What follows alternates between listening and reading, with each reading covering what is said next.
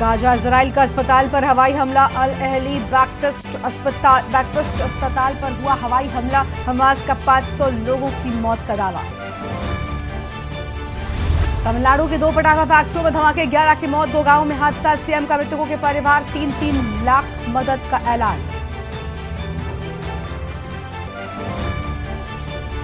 Cabinet और CCEA की अहम बैठक आज। पीएम आवास पर बैठक का आयोजन, कई प्रस्ताव में बन सकती है बात।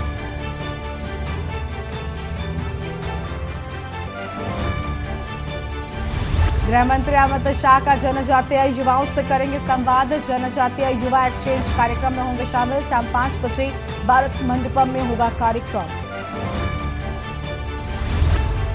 तेलंगाना में विशाल जनसभा को संबोधित करेंगे राहुल गांधी। प्रियंका गांधी 5 बजे से 6 बजे तक विजय भेरी निकालेंगे यात्रा। 6 बजे रामानुजपुरम में विशाल जनसभा करेंगे। 2040 तक चंद्रमा पर इंसान भेजेगा भारत। प्रधानमंत्री मोदी ने कहा 2035 तक स्पेस स्टेशन बनाएं। 2025 में गगनयान से इंसान को स्पेस में भेजें। आप देख रहे हैं के न्यूज, खबरों का सारथी।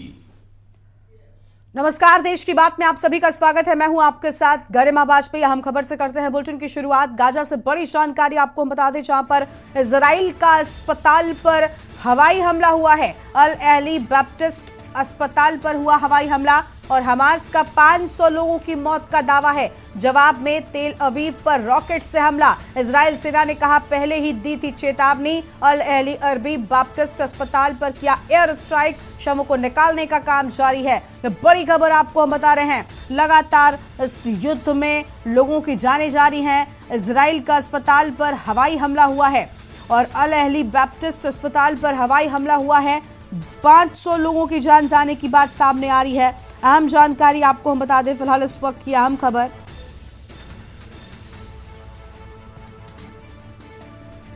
जवाब में तेल अवीव पर रॉकेट से हमले की बात सामने आई है।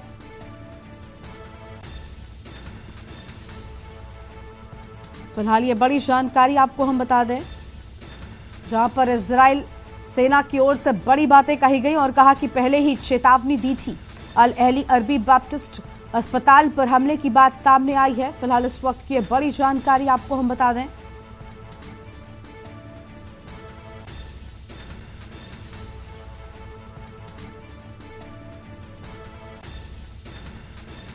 अहम जानकारी आपको हम बता दें, जहां पर अस्पताल पर हुआ हमला और हमास का 500 लोगों की मौत का दावा। हमास के 500 लोगों की मौत का दावा। जवाब में तेल अवीव पर रॉकेट से हमला किए जाने की बात। अहम जानकारी आपको हम बता रहे हैं इस वक्त की अहम खबर।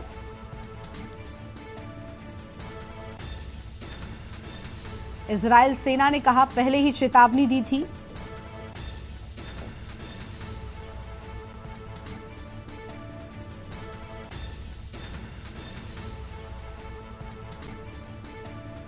और शवों को निकालने का काम जारी। तो इस वक्त की बड़ी जानकारी आपको हम बता रहे हैं गाजा से, जहां पर इजराइल का अस्पताल पर हवाई हमला हुआ है। तो इजराइल का अस्पताल पर हवाई हमला हुआ। अल अहली बैप्टिस्ट अस्पताल पर हुआ हवाई हमला। फिलहाल यह अहम खबर आपको हम बता रहे हैं। हमास का 500 लोगों की मौत का दावा।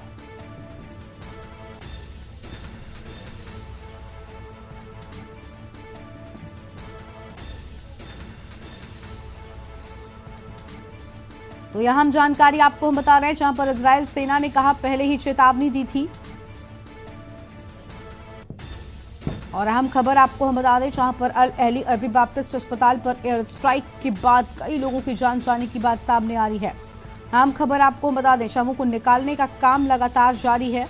तो शवों को निकालने का काम जारी है। और गाजा से खबर, इजराइल का अस्पताल पर हवाई हमला।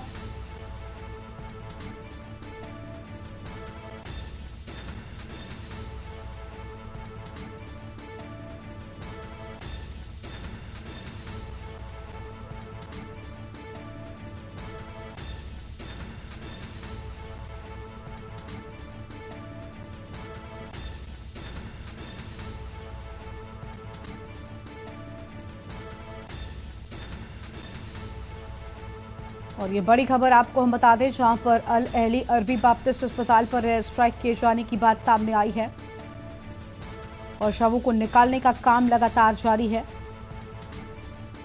तो शवों को निकालने का काम लगातार जारी।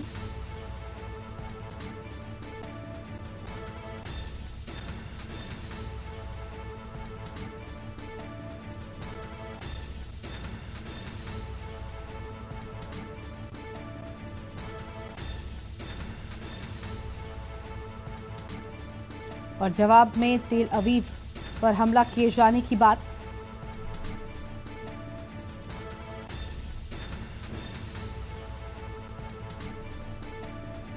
इजराइल सेना ने कहा कि पहले ही चेतावनी दी थी। अल अहली अरबी बैप्टिस्ट अस्पताल पर एयर स्ट्राइक किए जाने की बात सामने आई। यह हम खबर आपको हम बता दें, शवों को निकालने का काम लगातार जारी है। और गाजा से खबर, इजराइल का अस्पताल पर हवाई हमला। तो गाजा से खबर आपको हम बता रहे हैं, जहां पर हवाई हमला हुआ। अल अहली बैप्टिस्ट अस्पताल पर हुआ हमला।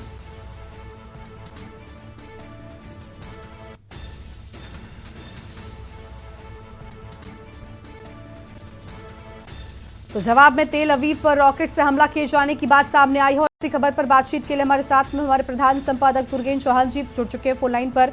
दुर्गेन जी, लगातार दोनों ही जगहों के बीच में युद्ध से भी बदतर हालात हो चुके हैं। अब अस्पताल पर हमले की बात सामने आई, 500 लोगों की जान जाने का दावा किया जा रहा है। आप कैसे देख रहे हैं इस युद्ध को?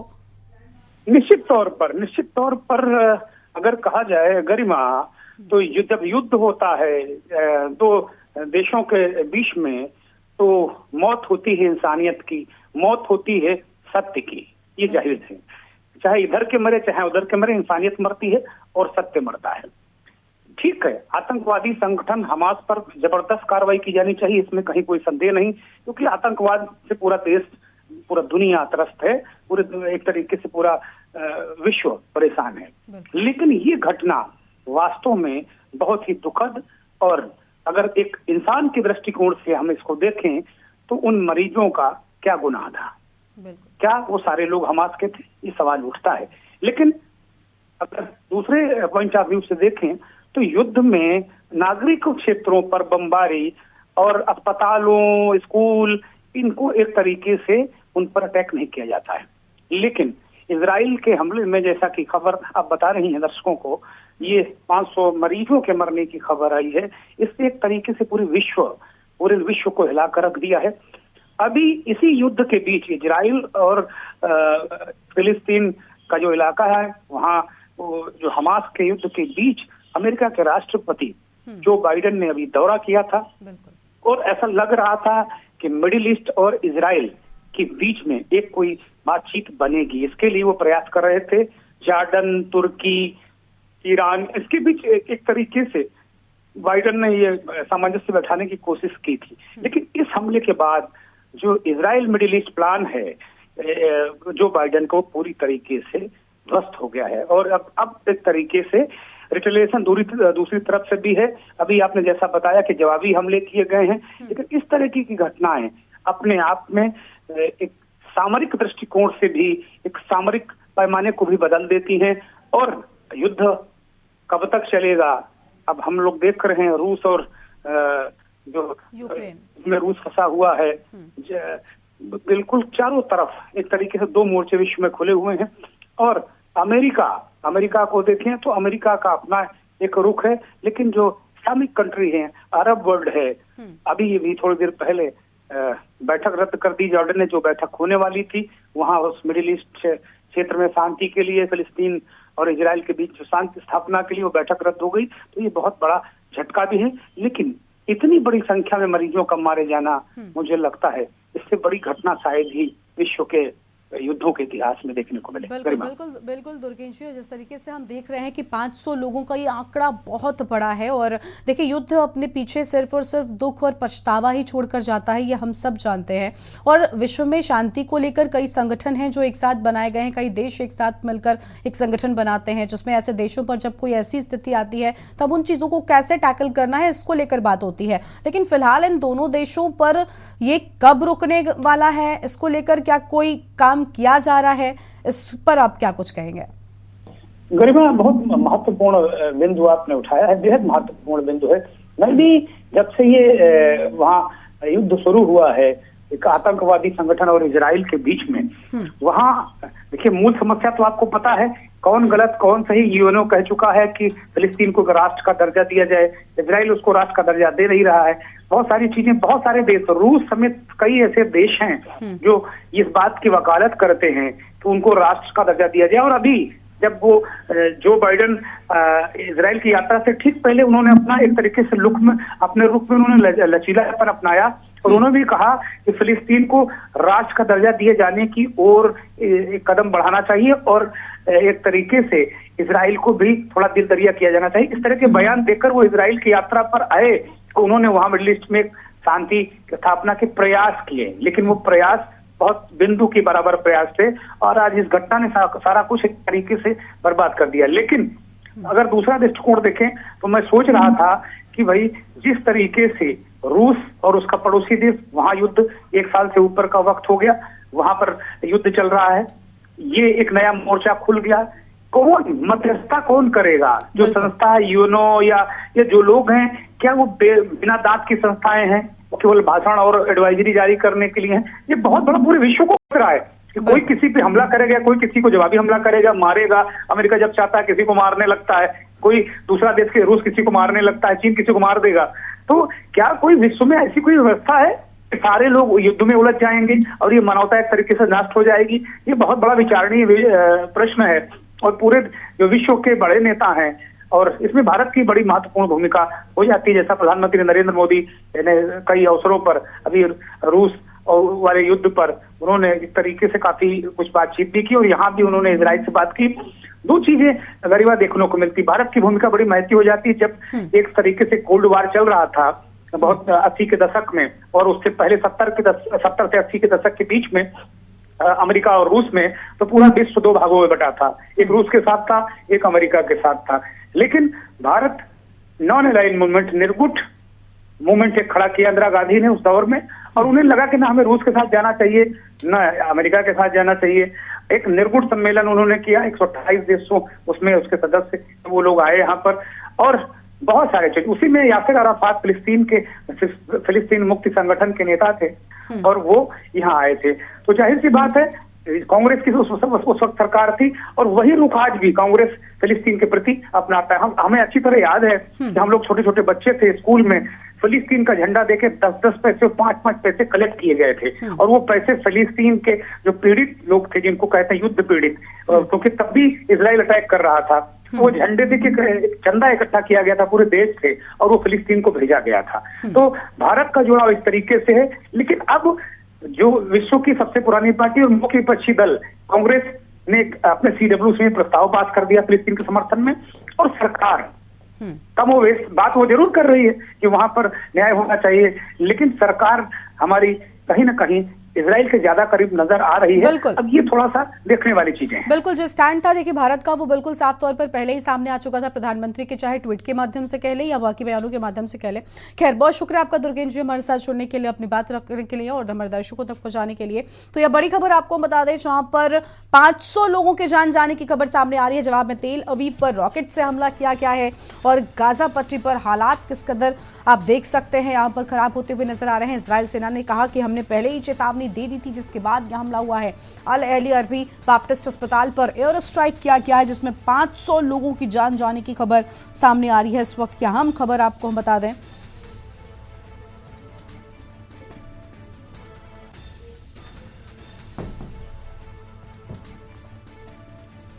और इसी खबर पर अधिक बातचीत के लिए हमारे साथ में विदेशी मामलों के जानकार शबी हैदर जुड़ चुके हैं। स्वागत आपका भी शबी जी। और शबी जी, 500 लोगों की मौत का दावा किया जा रहा है, एयर स्ट्राइक की गई है एक अस्पताल पर, युद्ध में आम नागरिकों की जान जा रही है, दो देशों के बीच किस तरीके से बवाल छिड़ा हुआ है, पूरे देश में पूरी दुनिया में सिर्फ और सिर्फ इसी चीज को लेकर चर्चा हो रही है। लेकिन बड़ा सवाल ये कि आखिर इस सब पर लगाम कब लगेगी? वो संगठन जो विश्व में शांति व्याप्त करने के लिए बनाए गए हैं, जिनका काम ही ये है कि जब देशों में इस तरीके के हालात पैदा होते हैं तो उनको सामान्य किया जाए, वो कहाँ हैं और क्या कर रहे हैं?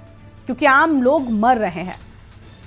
बिल्कुल, देखिए मुझे तो ऐसा लग रहा है कि अब जो एक नारा है, स्लोगन है कि याचना नहीं रण होगा, युद्ध बड़ा भीषण होगा। जो गाजा के हालात हैं वो अब भयानक हालात नहीं कह सकते हैं, उसको बेकाबू हालात कह सकते हैं। जिस तरीके से आज सुबह जो है वो हमला हुआ है क्रिश्चियन हॉस्पिटल 500 से ज्यादा फिलिस्तीनी के मारे जाने की खबर है। निश्चित तौर पर उसमें फिलिस्तीनी है, हमास के लोग हैं, कौन लोग आम जो है वो पेशेंट्स हैं, वो एक अलग की बात है। युद्ध में जो है वो सिर्फ लाशें गिनी जाती हैं, युद्ध में घायल गिने जाते हैं, युद्ध में ये नहीं गिना जाता कि कौन मरा और कौन जो है वो जिंदा बचा है। यकीनी तौर के ऊपर ये ताजा हमला, जैसा इजराइल कह रहा है कि उसने पहले ही बता दिया था, तो इसका मतलब ये है कि हॉस्पिटल को टारगेट किया गया। कल ही अलग अलग अस्पताल से बहुत सारे डॉक्टर को गिरफ्तार करने की खबर थी गजा के इलाकों। आज अस्पतालों पे हमला इस बात की ओर आगाह कर रहा है, इशारा कर रहा है कि निश्चित तौर पर जो भी हमास के लोगों की, जो भी इस तरीके की जो भी जो है वो सपोर्ट करेगा या उनको मदद पहुंचाने की जो है वो कोशिश करेगा, वो युद्ध में मारा जाएगा। क्योंकि दुश्मन का दोस्त जो है वो हमेशा दुश्मन ही माना जाता है। तो निश्चित तौर के ऊपर हालात बेकाबू होंगे और हमास और जो हिजबुल्लाह है वो अब उसको एक और ग्राउंड मिलेगा, ताजा हमला करेगा। तो मैं कह सकता हूं कि ये लड़ाई जो है वो अनिश्चितकालीन के लिए और भयानक तरीके से लड़ी जाने वाली है। बिल्कुल बिल्कुल, यानी चिंता का विषय है ये कि जैसे आपने कहा कि अभी आगे और बढ़ सकती है और देखिए बढ़ती ही जा रही है, क्योंकि 500 लोग यहाँ पर मरीज रहे होंगे, मरीजों के तीमारदार रहे होंगे। इन मासूम निर्दोष लोगों की जान जाना इस युद्ध में कहीं ना कहीं काफ़ी भयावह है और ये युद्ध और ज़्यादा भयानक होता जा रहा है। शबी, ये भी हम जानना चाहेंगे कि देखिए इस पूरे मामले में जो अलग अलग देश हैं, या आपने भारत देश की बात करें, स्टैंड बहुत क्लियर रहा है। हम इजराइल के साथ नजर आए थे, या सरकार की बात करें तो इजराइल को लेकर बात की थी, क्योंकि हम आतंकवादी संगठन को लेकर हमेशा हमने विरोध किया है, आतंकवाद को लेकर हमने विरोध किया है, और क्योंकि हमने भी उसका मार झेली है इसलिए हम इस चीज़ को बेहतर समझते हैं। लेकिन अपने अगर इंटरनल राजनीति की बात करें तो कुछ ऐसे भी दल हैं जिन्होंने फिलिस्तीन को लेकर भी अपनी बात रखी है, तो इस सब पर आप क्या कुछ कहेंगे?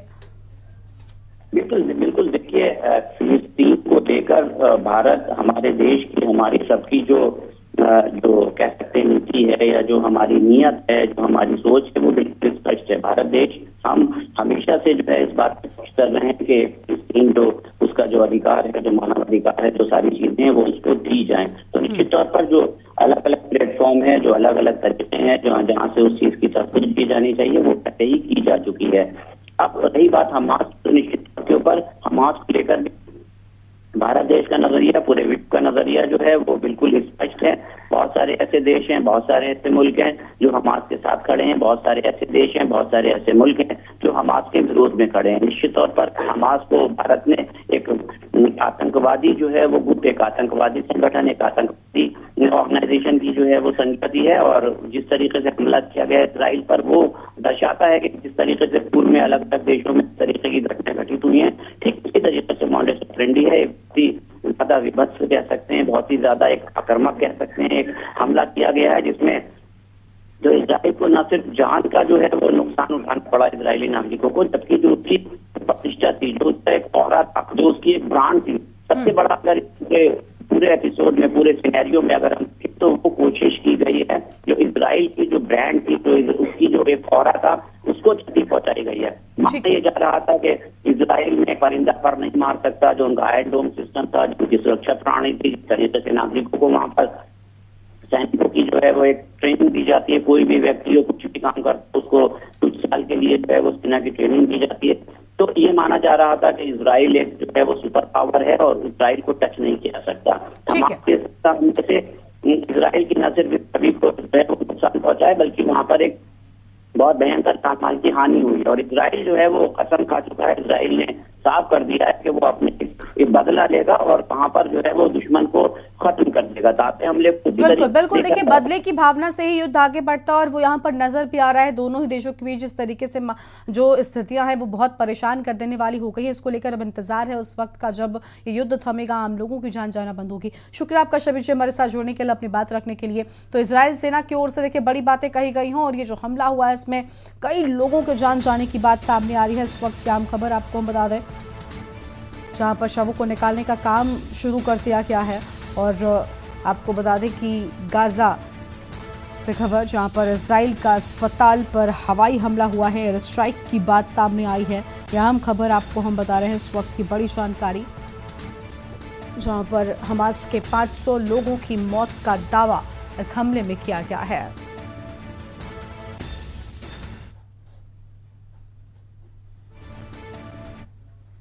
और एक छोटे से ब्रेक के लिए यहाँ पर रुकते हैं, जो लौटेंगे। आप देख रहे हैं के न्यूज, खबरों का सारथी। है तमिलनाडु के 2 पटाखा फैक्ट्रियों में धमाके हुए हैं। तेज धमाके से 11 लोगों की मौत हो गई। तमिलनाडु के 2 गांवों में हादसा हुआ है। हादसे को लेकर सीएम ने शोक व्यक्त किया है। मृतकों के परिवारों को 3-3 लाख रुपए की मदद का ऐलान भी कर दिया है। तो मृतकों के परिवारों को 3-3 लाख की मदद का भी ऐलान कर दिया है। यह अहम खबर आपको हम बता रहे हैं, जहां पर तमिलनाडु के 2 गांवों में यह हादसा हुआ। यह इस वक्त की अहम जानकारी आपको हम बता दें।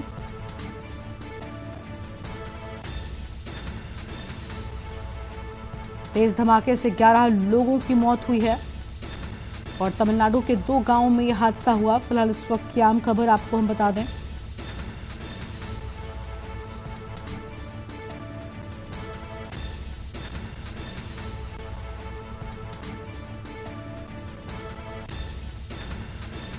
तो यह अहम खबर आपको हम बता रहे हैं, जहां पर तमिलनाडु के 2 पटाखा फैक्ट्रियों में धमाका हुआ।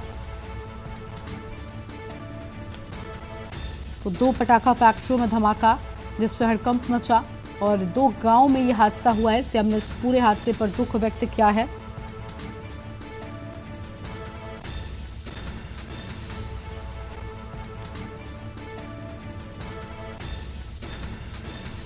तेज धमाके से 11 लोगों की मौत हो गई है। तो इस तेज धमाके में 11 लोगों की जान गई। तमिलनाडु के 2 गांवों में हादसा हुआ है।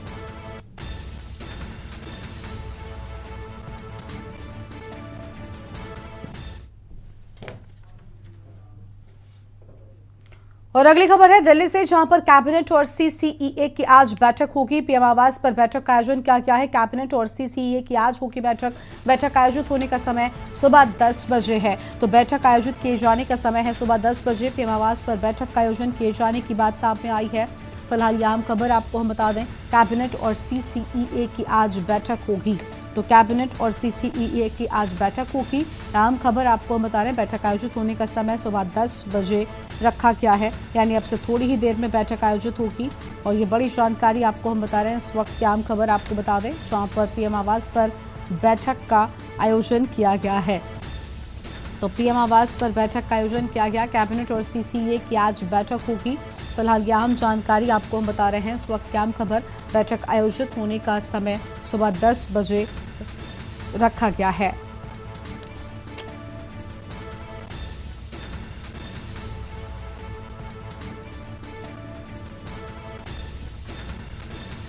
तो ये बड़ी खबर आपको हम बता दें, और कैबिनेट और सीसीईए की आज बैठक होगी।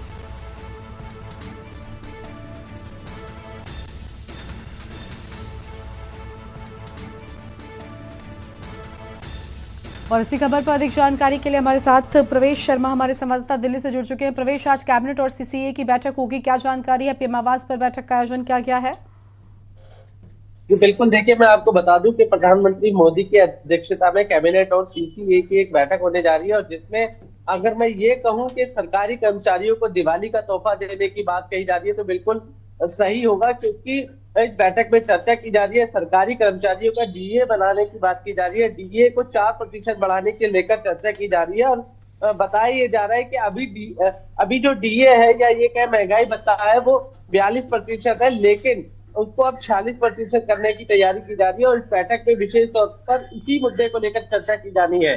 और दूसरी बड़ी बात मैं बता दूं कि वैसे अमूमन केंद्र सरकार जुलाई के माह में ये डीए को जो है बढ़ा देती है, लेकिन इस बार थोड़ा शायद इंतजार किया गया और ये दिवाली का तोहफा देने की तैयारी है।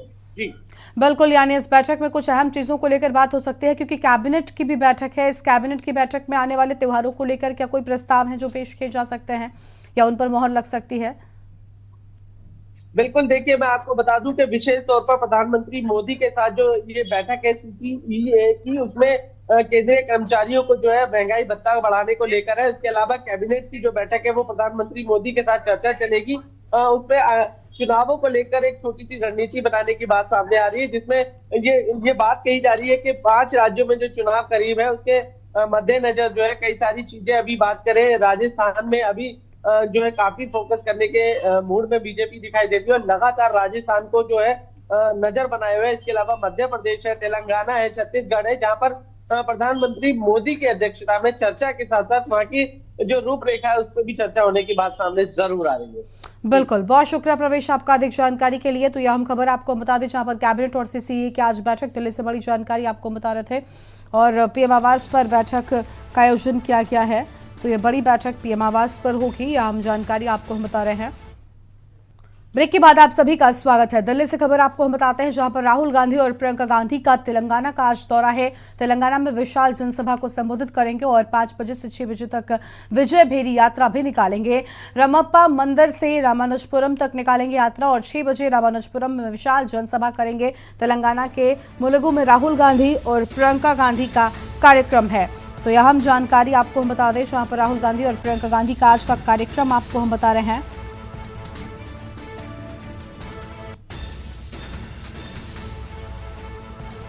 तो रामप्पा मंदिर से रामानुजपुरम तक निकालेंगे यात्रा। इस वक्त की बड़ी जानकारी आपको हम बता रहे हैं।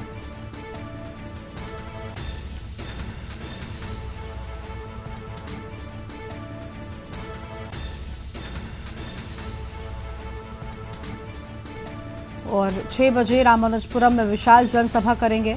तेलंगाना में विशाल जनसभा को संबोधित करेंगे राहुल गांधी और प्रियंका गांधी। फिलहाल इस वक्त की बड़ी जानकारी आपको हम बता दें।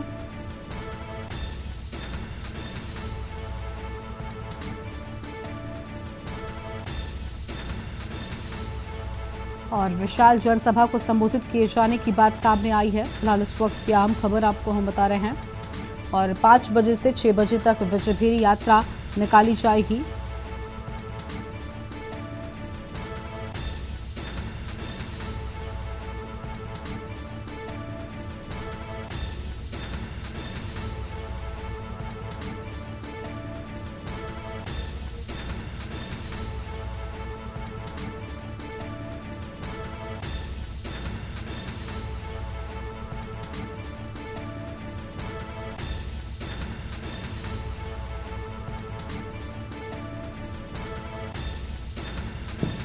तो दिल्ली से खबर है जहां पर राहुल गांधी प्रियंका गांधी तेलंगाना के दौरे पर जाएंगे। तो राहुल गांधी और प्रियंका गांधी तेलंगाना के दौरे पर पहुंचेंगे।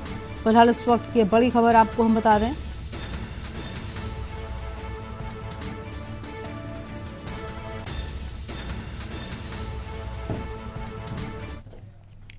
और आगे बढ़ेंगे खबरों की ओर। अगली खबर आपको हम बताते हैं जहां पर मेरठ में यूपी राज्यपाल के प्रवास का दूसरा दिन है। सीसीएस विश्वविद्यालय के दीक्षांत समारोह में राज्यपाल और 35वें दीक्षांत की अध्यक्षता करेंगी आनंदीबेन पटेल। आज सुबह 10:30 बजे से विश्वविद्यालय का दीक्षांत समारोह होगा। 201 मेधावी छात्रों को गोल्ड मेडल बांटेंगी राज्यपाल आनंदीबेन पटेल। यह आम जानकारी आपको हम बता रहे हैं। फिलहाल इस वक्त की ये बड़ी खबर आपको हम बता दें जहां पर 35वें दीक्षांत की अध्यक्षता करेंगी आनंदीबेन पटेल।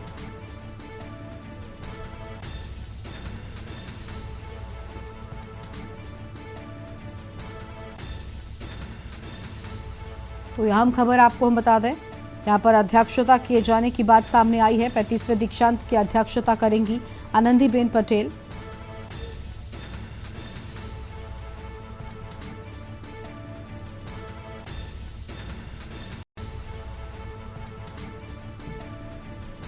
और मेरठ में यूपी राज्यपाल के प्रवास का दूसरा दिन।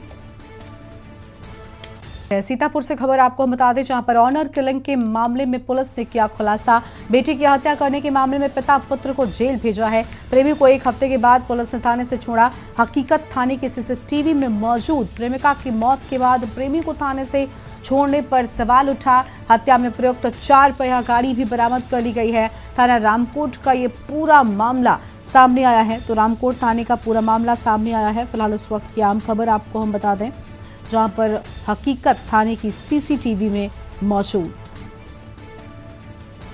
तो यह हम खबर आपको हम बता रहे हैं जहां पर प्रेमिका की मौत के बाद प्रेमी को थाने से छोड़े जाने की बात सामने आई और हत्या में प्रयुक्त वाहन भी बरामद कर लिया गया है। फिलहाल इस वक्त की अहम खबर आपको हम बता दें और थाना रामकोट का ये पूरा मामला बताया जा रहा है। तो रामकोट थाने का है ये पूरा मामला।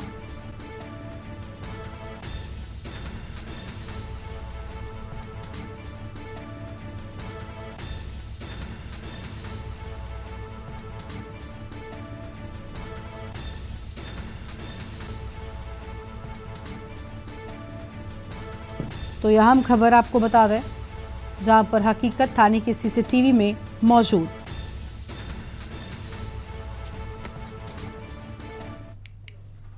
और आगे बढ़ेंगे खबरों की ओर। अगली खबर का रुख करते हैं, जहां पर कन्नौज से खबर है। सराफा व्यापारी से लूट हुई है। दुकान से घर वापस जा रहा था सराफा व्यापारी और बाइक सवारों ने की ज्वेलरी व लाखों की लूट। बदमाशों ने व्यापारी की बाइक को लात मार कर गिराया। सराफा व्यापारी से हुई लूट से इलाके में हड़कंप मचना सूचने पर मौके पर पहुंची पुलिस और सीओ समेत भारी फोर्स मौजूद। सिकंदरपुर चौकी क्षेत्र के अकबरपुर इंटर कॉलेज का ये पूरा मामला बताया जाता है। सराफा व्यापारी के साथ में लूट हुई है। बदमाशों ने व्यापारी की बाइक को गिराया, जिसके बाद लूट की वारदात को अंजाम दिया है और इस वारदात से इलाके में हड़कंप मचा हुआ है। तो यह अहम खबर आपको हम बता दें, जहां पर लूट की वारदात हुई।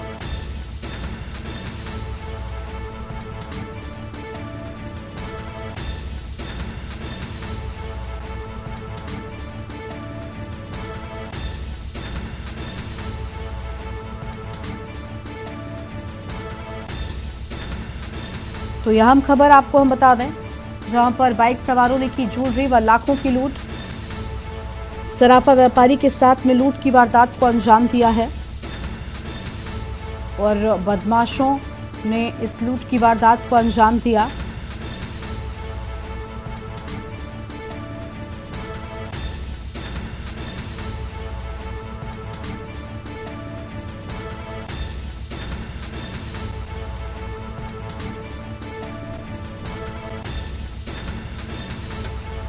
तो यह हम खबर आपको हम बता रहे हैं, जहां पर कन्नौज से खबर है। सराफा व्यापारी के साथ में लूट की वारदात को अंजाम दिया गया है।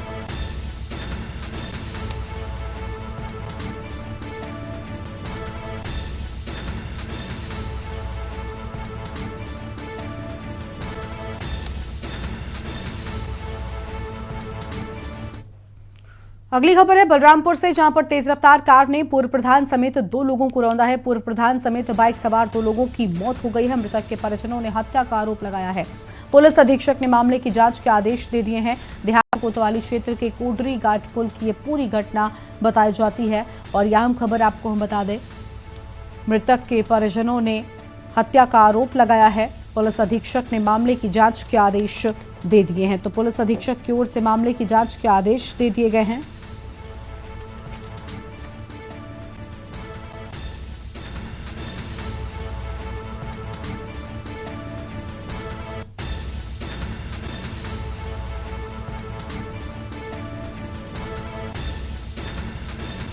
देहात कोतवाली क्षेत्र के कोडरी घाट पुल की यह घटना है। फिलहाल इस वक्त की आम खबर आपको हम बता रहे हैं।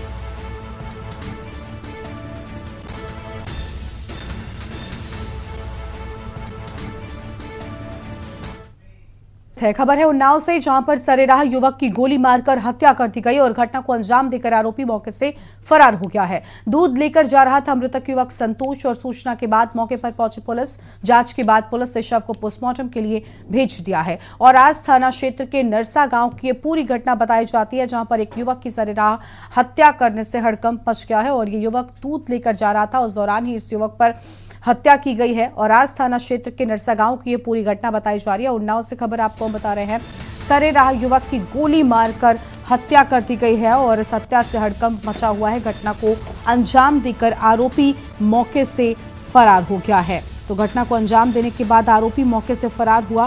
फिलहाल यह अहम खबर आपको हम बता रहे हैं। इस वक्त की बड़ी जानकारी आपको बता दें, जहां पर इस घटना को अंजाम देकर आरोपी मौके से फरार हो गया है। सूचना के बाद मौके पर पुलिस पहुंच गई है।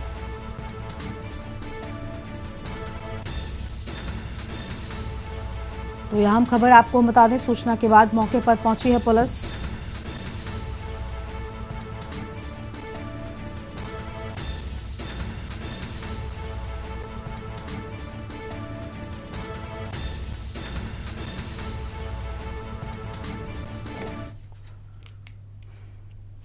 और आगे बढ़ेंगे खबरों की ओर। अगली खबर ललितपुर से है, जहां पर लूटकांड के इनामी बदमाशों की पुलिस से मुठभेड़ हो गई।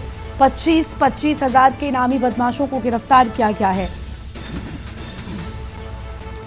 25-25 हजार के इनामी बदमाशों को गिरफ्तार किया गया है। मुठभेड़ के दौरान 3 बदमाशों को गोली लगी है।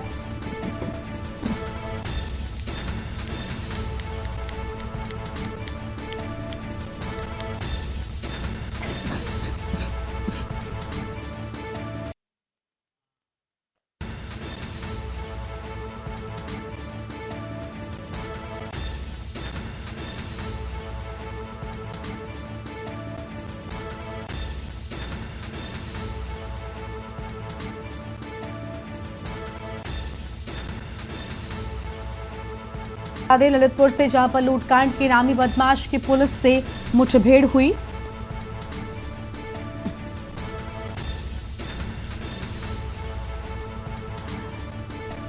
और मुठभेड़ के दौरान 3 बदमाशों को गोली लगी है।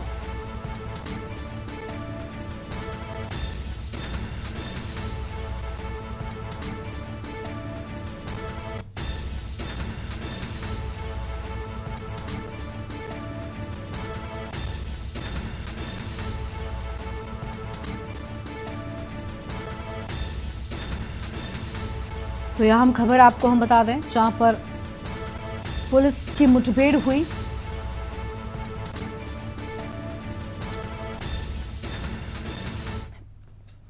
तो ललितपुर से खबर आपको हम बता रहे थे, जहां पर मुठभेड़ के दौरान 3 बदमाशों को गोली लगी है। घायल अवस्था में इनको अस्पताल भेजा गया है। शक्कर व्यापारी से मुनीम से 4 लाख रुपए लूटे थे। यह हम खबर ललितपुर से आपको हम बता रहे थे।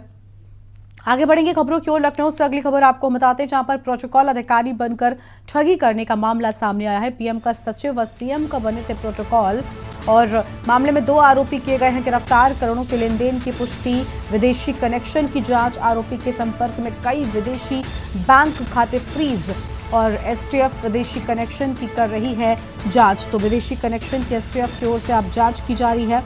फिलहाल यह हम खबर आपको हम बता रहे हैं। तो यह हम जानकारी आपको हम बता दें, जहां पर अब इस पूरे मामले में जांच शुरू कर दी गई है और करोड़ों के लेन देन की पुष्टि की बात भी सामने आई है।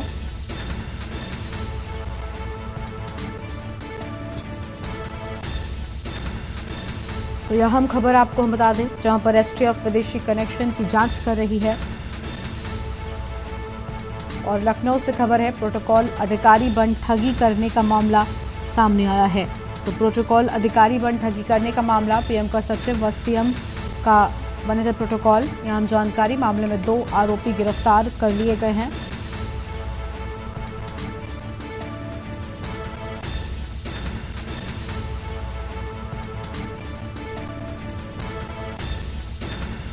मामले में 2 आरोपियों को गिरफ्तार किए जाने की बात सामने आई है। करोड़ों के लेन देन की पुष्टि, विदेशी कनेक्शन की जांच किए जाने की भी बात सामने आई है।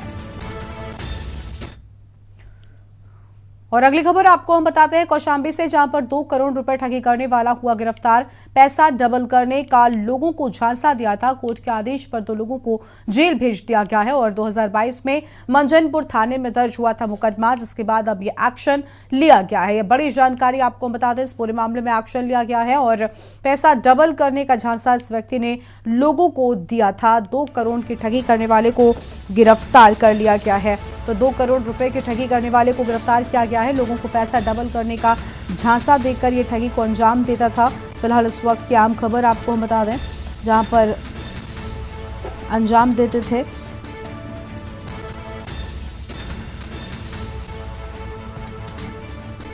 तो फिलहाल इस वक्त की अहम जानकारी आपको हम बता रहे हैं।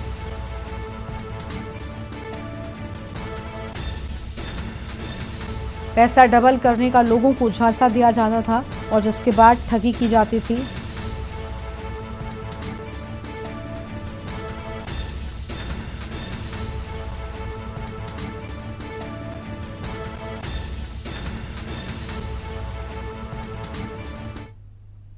संभल से खबर आपको हम बता रहे हैं, जहां पर हत्यारे भाई ने रिश्तों को कलंकित किया है। सगे भाई को पीट पीट कर मौत के घाट उतारा। नशे की हालत में हुआ था दोनों भाइयों में झगड़े में एक दूसरे पर लाठी से हमला किया। अस्पताल ले जाने पर डॉक्टरों ने मृत घोषित किया और सूचना पर पहुंची पुलिस ने शव को पोस्टमार्टम के लिए भेज दिया है। हत्यारे भाई की तलाश में पुलिस जुट गई है। थाना जुनवई क्षेत्र के गांव रोड़ा पुख्ता का ये पूरा मामला बताया जाता है। फिलहाल इस वक्त की बड़ी खबर आपको बता दें, जहां पर सूचना पर पहुंची पुलिस ने शव को पोस्टमार्टम के लिए भेज दिया है। एक भाई ने अपने भाई की हत्या कर दी।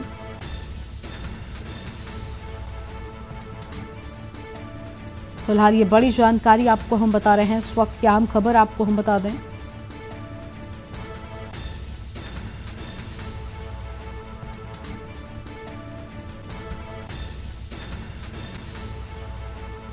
तो यह अहम खबर,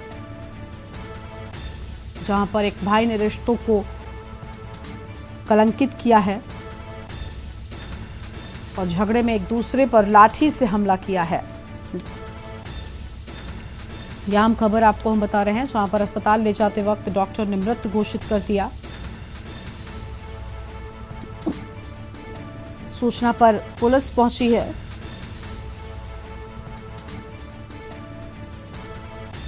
हत्यारे भाई की तलाश में पुलिस जुट गई है। तो यह हम खबर आपको हम बता दें, जहां पर हत्यारे भाई की तलाश में पुलिस जुट गई है।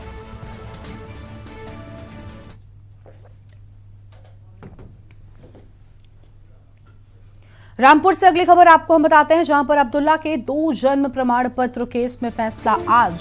सपा नेता आजम खान के बेटे हैं अब्दुल्ला आजम, 4 साल का आज एमपी एमएलए कोर्ट सुनाएगी फैसला। एक केस में स्वार टांडा सीट से विधायकी गंवा चुके हैं नगर विधायक और आकाश सक्सेना ने दर्ज करवाया था केस। दूसरे राज्य में सुनवाई के लिए आजम खान गए थे सुप्रीम कोर्ट। बीते कल सुप्रीम कोर्ट ने उनकी एसएलपी को किया था खारिज।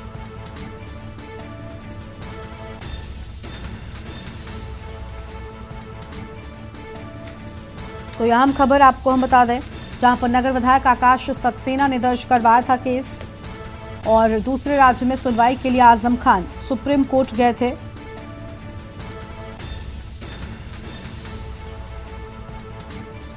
वहीं बीते कल आपको बता दें कि सुप्रीम कोर्ट ने उनके एसएलपी को खारिज किया था। रामपुर से खबर, अब्दुल्ला के 2 जन्म प्रमाण पत्र मामले में आज फैसले के बाद सपा नेता आजम खान के बेटे हैं अब्दुल्ला आजम।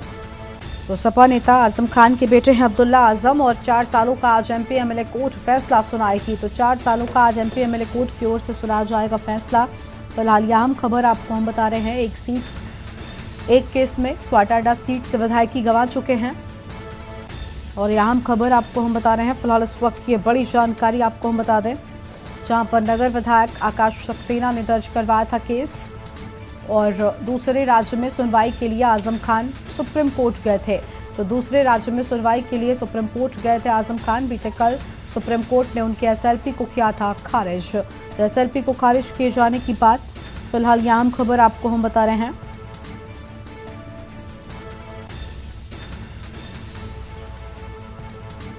सपा नेता आजम खान के बेटे हैं अब्दुल्ला आजम, 4 सालों का आज एमपी एमएलए कोर्ट फैसला सुनाएगी। फिलहाल इस वक्त की बड़ी जानकारी आपको हम बता रहे हैं।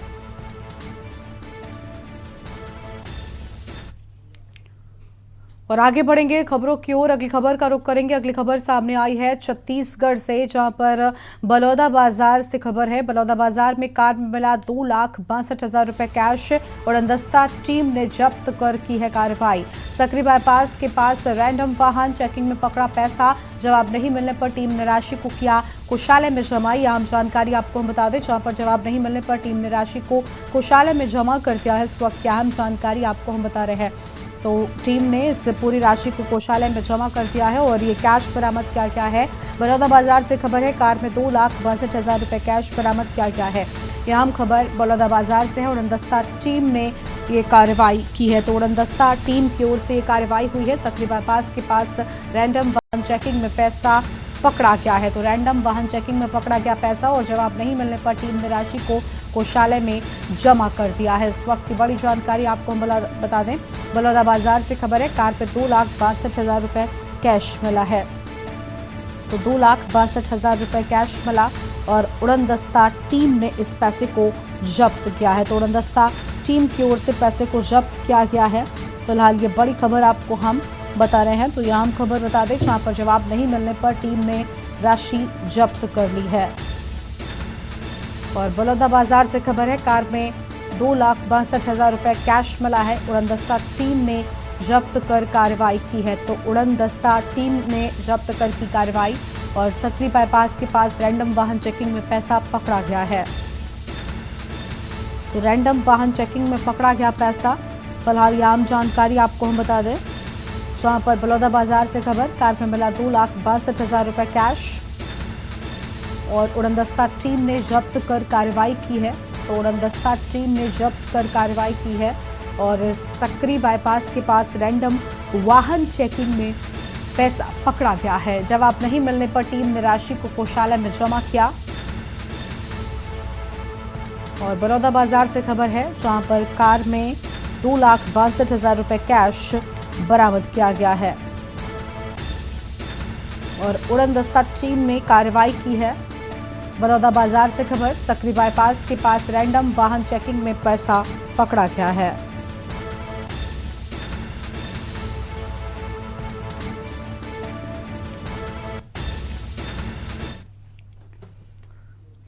और अगली खबर है बलरामपुर जिले के रामानुजगंज शहर में दिन दहाड़े शंभू ज्वेलरी शॉप से उठाईगिरी की घटना को अंजाम दिया गया है। बता दें कि शहर में सनसनी फैल गई। इस घटना के बाद रामानुजगंज पुलिस के मुताबिक घटना में 4 लोगों के शामिल होने की आशंका है। सभी चेकपोस्ट और मुख्य मार्गों पर चेकिंग अभियान चलाकर वाहनों की सघन चेकिंग किया जा रहा है। सीसीटीवी फुटेज के आधार पर पुलिस आरोपियों की पहचान करने में जुट गई है। सभी वाहनों की बारीकी से तलाशी ली जा रही है। पुलिस की तरफ से दावा किया जा रहा है कि जल्द ही इस घटना में संलिप्त लोगों को गिरफ्तार किया जाएगा।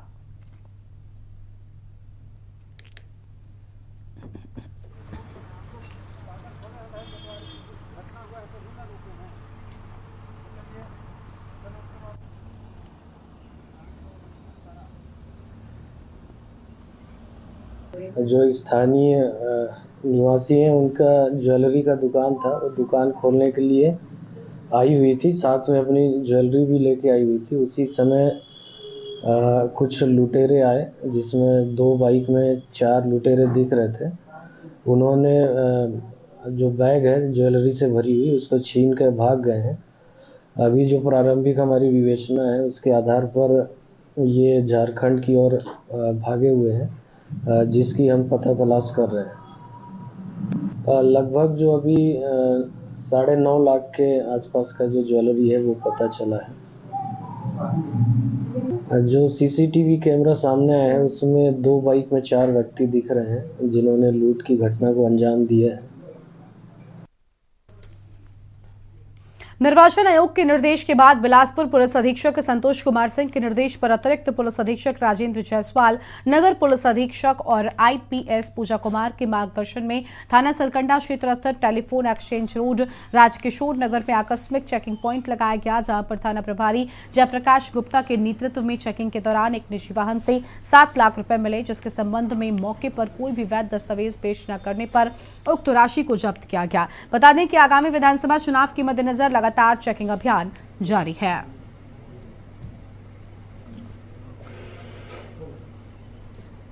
आगामी विधानसभा चुनाव के मद्देनजर तथा वरिष्ठ अधिकारियों द्वारा दिए गए दिशा निर्देशों के परिपालन में थाना सरकंडा से एक टीम चेकिंग हेतु थाना क्षेत्र में रवाना की गई थी।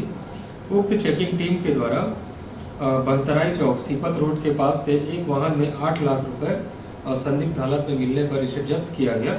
इसी तरह पुलिस टीम के द्वारा टेलीफोन एक्सचेंज आरके नगर थाना सरकंडा क्षेत्र में 7 किलो चांदी को चेकिंग के दौरान जब्त किया गया।